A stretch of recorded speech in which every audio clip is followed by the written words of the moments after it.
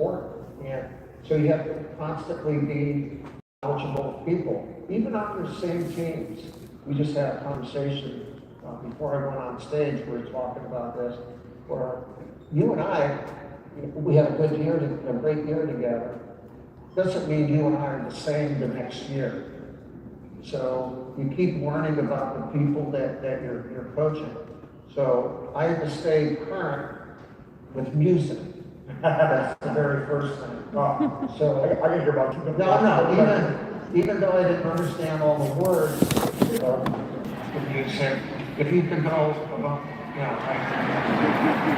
I understand how you feel, and Do you have a certain track? Do you have a certain no, I'm an old Motown guy, and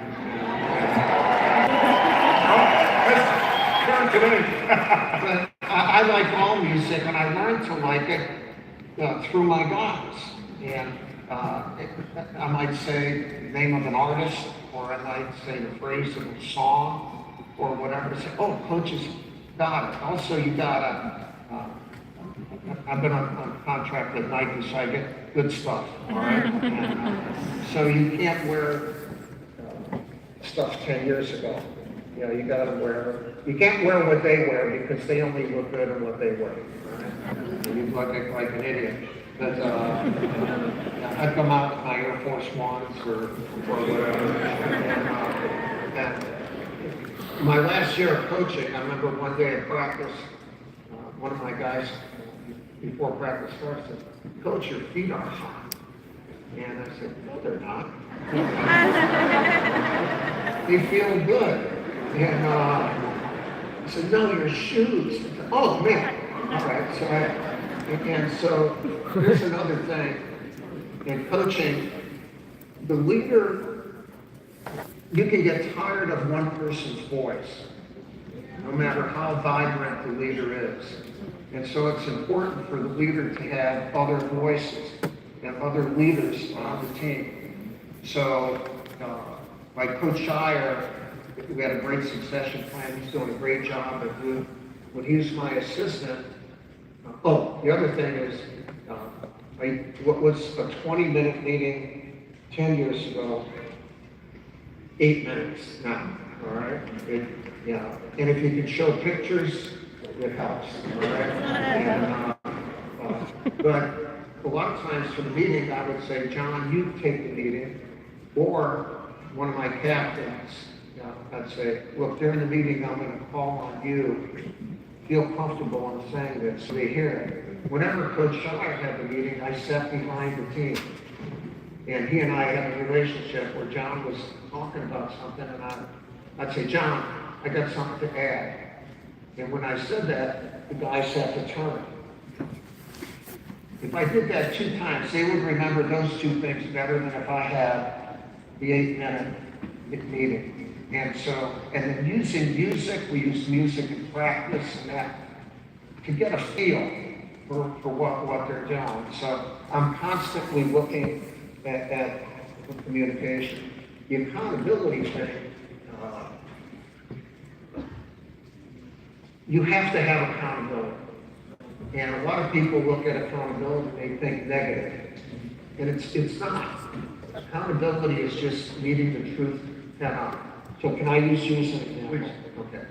Don't be offended. So I hear Marine joke. no, just come on. Roger. Be coachable.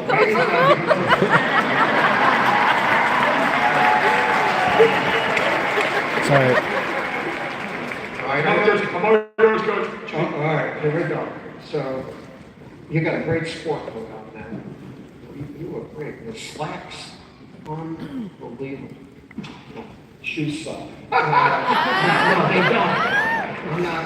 No, they don't. That's a 14. But what I'm saying is in accountability, you should spend most of the time saying good things, like, "You're doing a good job. I like the way you're doing it." You know, you set a positive attitude for your team. And then just take a look at your shoes next time. You know what I mean? And what I'm saying, if it's only about what so-called people say is negative, it's not going to go. And so, can I tell a story about these? Okay, so, Go, coach. all right, this is the best. There it goes. Coach So, I'm coaching the U.S. team for the Beijing Olympics in 2008. And we had Kobe Bryant, all these guys, LeBron James and that. And we're adaptable, we're agile, we really have a close group. And we're playing our last exhibition game in Shanghai and against Australia. And it's going well. And then all of a sudden, Kobe, who, this is 2008, he was the best player in the world.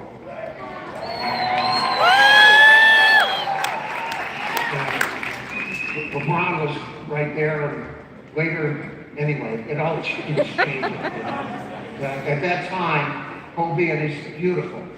He's one of the great guys to coach. And during the game, he started taking not U.S. shots, he started taking Lakers shots. Nothing against the Lakers. They were not U.S. shots, they were crappy shots. They were not good shots. And there's a stop action, there's a free throw being taken, and I'm sitting, and LeBron James walks up to me, and he just looks at me because there's going to be a mutiny. All right? No, there is. This guy is just, what the heck is he doing? And so he looks at me, and I said, don't do anything. Trust me, and I'll take care of it. And guys, people of that talent, they look at you 2 or 3 times. Right? So he looks at me again, I said, I'll take care of it. So that night, I stayed up all night with my staff because I was going to have to hold the best player in the world. So we took all the shots, really up all night, just before we go to Beijing. And I see Kobe, and I said, Kobe, I need to speak to you. He said, of course, coach. Are we going to a round? And I look at him, and I said, yesterday you took really bad shots. Really, if you take those shots, we won't win the gold, we won't win the silver, we won't win the bronze. We're not going to have a team. We won't win any. And so I showed him on tape. And then there's that moment where you have to hold him accountable. And I look him in the eyes. You're Kobe. Stud guy, all right? And he doesn't have to be Kobe. He's still be a stud guy. And I look at him. He's got these beautiful eyes. It's that moment where, is it going to be World War III? I don't know what the guy's going to do. So I said, you understand, you cannot take those shots. And he looks at me and he says, okay. And my heart dropped. And you can't show this, but inside of me I said, I stayed up all night for him.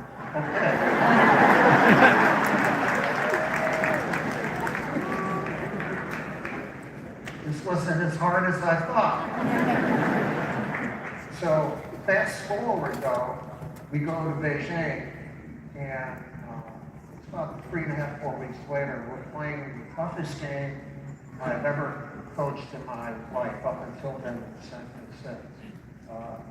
The Beijing gold medal game against Spain. With the Gasols, they were terrific. And even the guys who were in the game will tell you it's probably the most intense game they ever played in. And so I get chills thinking about it. So it's last quarter, 8 minutes to go, we're up by 2, and there's a timeout. And it's our ball in front of our bench, and there's our basket. And you could feel the tension, you could cut it. My 3 dogs and my wife are in the stands like this. This is that moment, okay? And so I sit down and I'm ready to write and draw a play that I hope will work.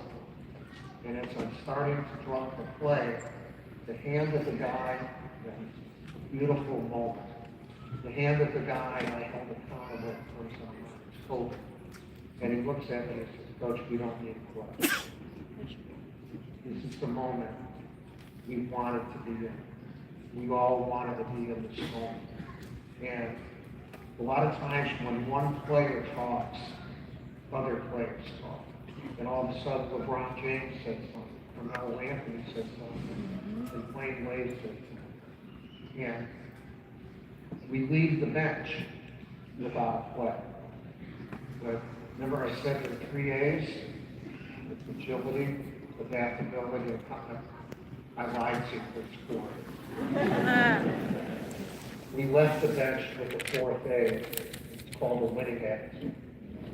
Right? And instead of making one play, my guys make play after play after play. Just like in your organization, you want everybody to be able to have the winning attitude to make those plays. You know what? You want to go about.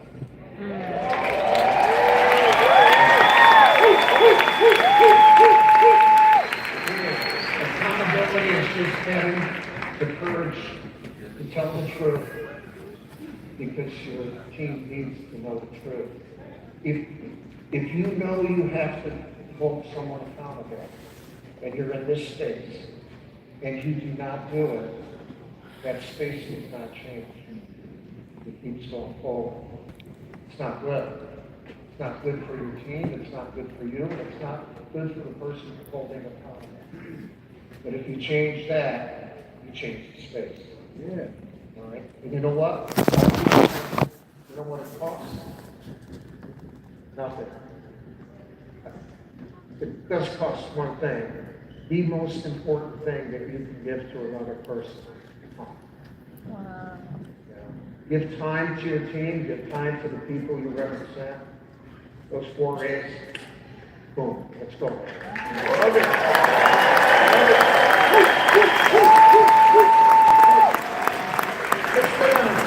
don't know what you're talking about.